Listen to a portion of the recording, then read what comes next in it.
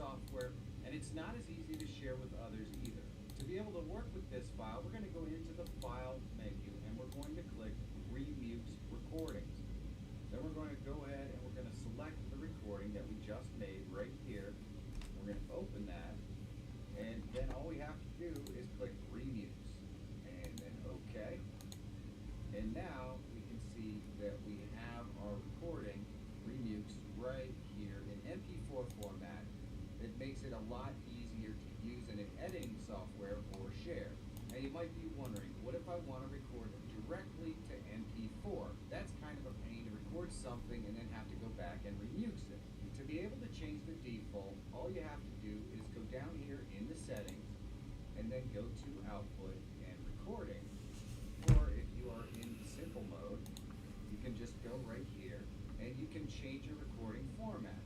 Now, of course, there is a reason why OBS is set to MKV as the default. Let's say maybe you're recording a 2-hour lecture with MP4, and if for some reason your computer crashes halfway through that lecture, you're going to lose every single bit of that recording. But with MKV, on the other hand, if your computer crashed halfway through, this lecture and everything up to that point of the crash is still going to be saved. So you can think of that MKV as a bit of an insurance policy. It takes an extra step where you have to go and remix the file, but that way you have a little bit of extra security. Now, of course, if your recordings are something short, maybe just a minute or two, you can feel free to use MP4 because there's just very little risk of that sort of failure. Now, I'm guessing there are going to be people in the audience who probably only have one monitor. You're wondering, how do I record the monitor if my OBS is up? Well, let's just make a little bit of an adjustment here so I can show you how to do that. So instead of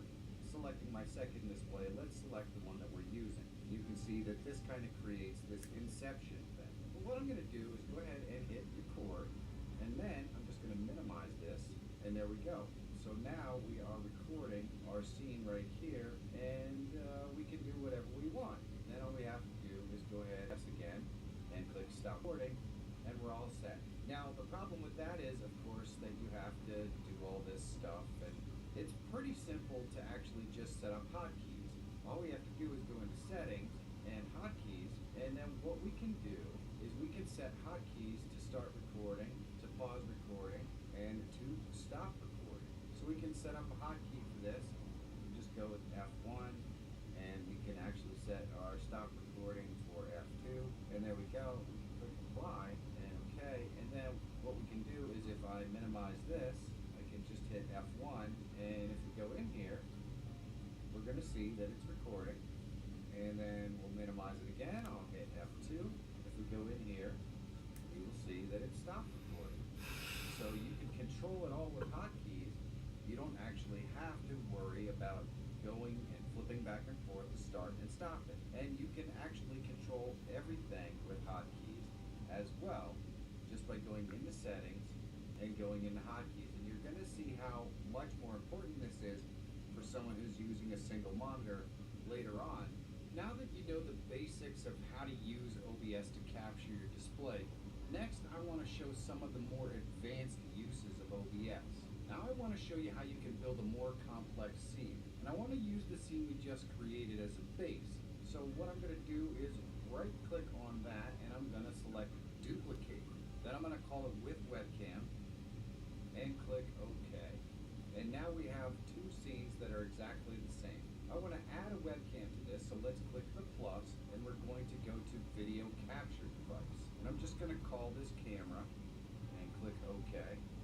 Then I'm going to go ahead and you can drop down here and select what device your camera is that you want to use.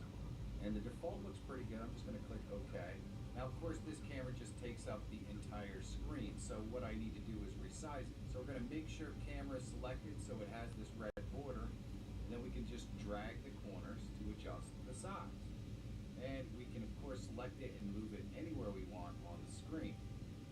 Looks pretty good. Then what I'm going to do is go ahead and tighten up the image. To do that, we're going to do a little bit of a crop. So I'm going to hold down my Alt key, and I'm just going to drag the edges over here and over here.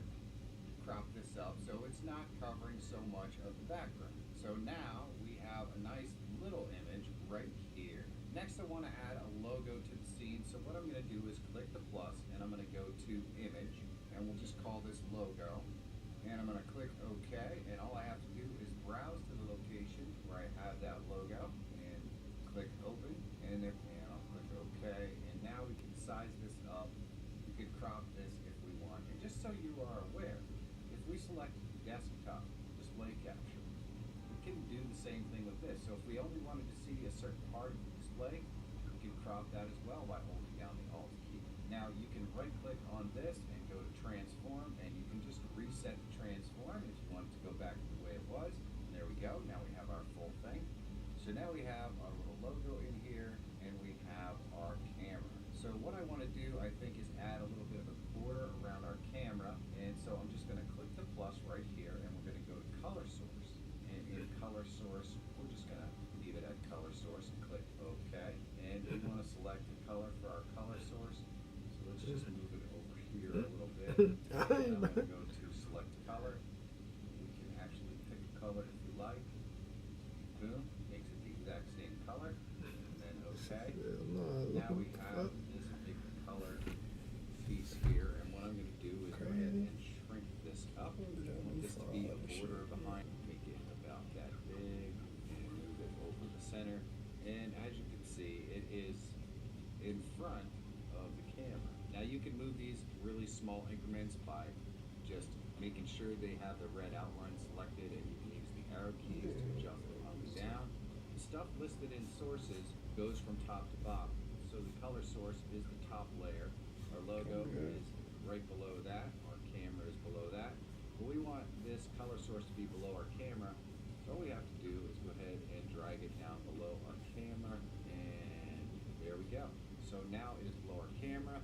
I can crop this up just like we did with our camera. Now we have a logo with our border. So the next thing I want to show you is that anything that you have on here, you can hide or show at any time using this little eyeball right here. So we can remove our logo, we can show it, we can remove our camera, and we can show it, but we can also lock things down. So if we were to lock our logo or camera and our color source down, now we don't have to worry about accidentally moving them or anything. They're going to stay right where they are no matter what we do. We can move around the background. We're never going to accidentally grab it. But what makes this even easier is that if I select the top one, then I can hold down the Shift key and I can select all three of these. If I right click,